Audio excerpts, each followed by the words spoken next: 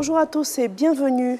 Nous sommes lundi 25 décembre 2023 dans la commune d'Abobo. Kandia Camara a célébré la fête de Noël avec les tout-petits. Ce sont 5000 enfants qui ont reçu des cadeaux. Plusieurs personnalités étaient à ses côtés. Amidi Rasouba pour le reportage.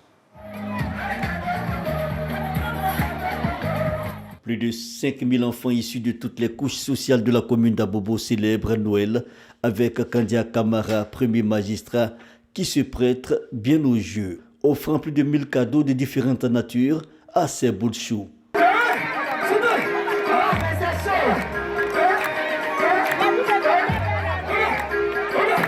Moment de communion et de partage apprécié des enfants. Je suis très heureux d'avoir reçu, moi et mon institut Foya Kwaba, et mes amis d'Abobo, des présents venant de notre maman Kandia Camara. Des moments uniques promis aux tout petits de la commune. Cap est ensuite mis sur l'hôpital Houphouët-Boigny d'Abobo, où la ministre d'État fait don de 30 baignoires aux nouvelles mamans, sans oublier la pédiatrie et les nouveau-nés malades. Depuis quelques jours, nous avons ouvert un centre d'animation, centre de loisirs, d'attraction pour les enfants d'Abobo. Et vous avez de nombreux jeux. Et c'est aussi un cadre de jeu, certes, mais un cadre de jeu sécurisé pour nos enfants. Nous voulons donner l'égalité de chance aux enfants d'Abobo. Nous voulons que les enfants d'Abobo connaissent aussi le bonheur que vivent les enfants d'ailleurs. Nous sommes venus à la veille de Noël souhaiter joyeux Noël à Madame la directrice, à l'ensemble du personnel de l'hôpital général d'Abobo, à tout le corps médical d'Abobo et de Côte d'Ivoire, souhaiter un très propre rétablissement aux malades ici présents et bon courage aux familles. De bonnes nouvelles, pas que pour les enfants. Kandia Camara a par ailleurs offert la somme de 1 million de francs CFA aux populations.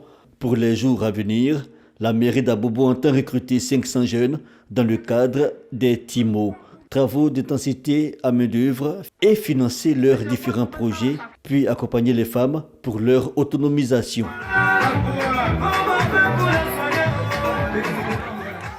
Et pour les fêtes de fin d'année, la sécurité est de mise. Les agents de la police maritime sont déployés sur les plages pour sécuriser les biens et les personnes. C'est dans le cadre de l'opération Espadon 2. Sam Conan pour le reportage. Pendant les fêtes de fin d'année, on observe sur le littoral un important exode humain vers les plages et les espaces aménagés pour faire la fête. Ces moments de gaieté sont souvent marqués par plusieurs incidents malheureux, dont les accidents, les disparitions, les agressions, les pertes en vies humaines. Pour la sécurité des biens et des personnes sur les plages, la Direction générale des affaires maritimes initie depuis l'année dernière une opération dénommée Opération Espadon, dont la deuxième édition a été lancée à San Pedro. Elle consiste au déploiement des moyens humains et matériels et a les objectifs suivants. La sécurité des biens et des personnes sur les plages, l'encadrement des baignades, la propriété des plages et des lieux touristiques, le secours et l'assistance des personnes en situation de détresse sur les plages. L'opération Espadon 2 va mobiliser plus de 500 agents. Pour mener à bien cette opération, justement, du matériel de renfort composé de véhicules, de quads, de motos et d'équipements de sauvetage et d'entretien des plages a été remis aux différents arrondissements.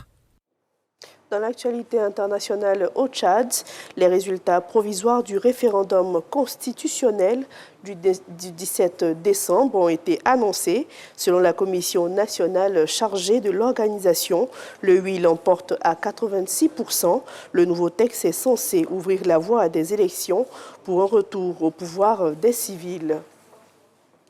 En Indonésie, une explosion survenue dans une usine de traitement de nickel a fait au moins 13 morts et 46 blessés. L'incident a eu lieu lors des réparations sur un des fourneaux du site industriel. Un incendie qui s'est propagé jusqu'à des réservoirs d'oxygène qui ont fini par exploser. C'est tout pour ce 6h30. Retour de l'actualité à 7h.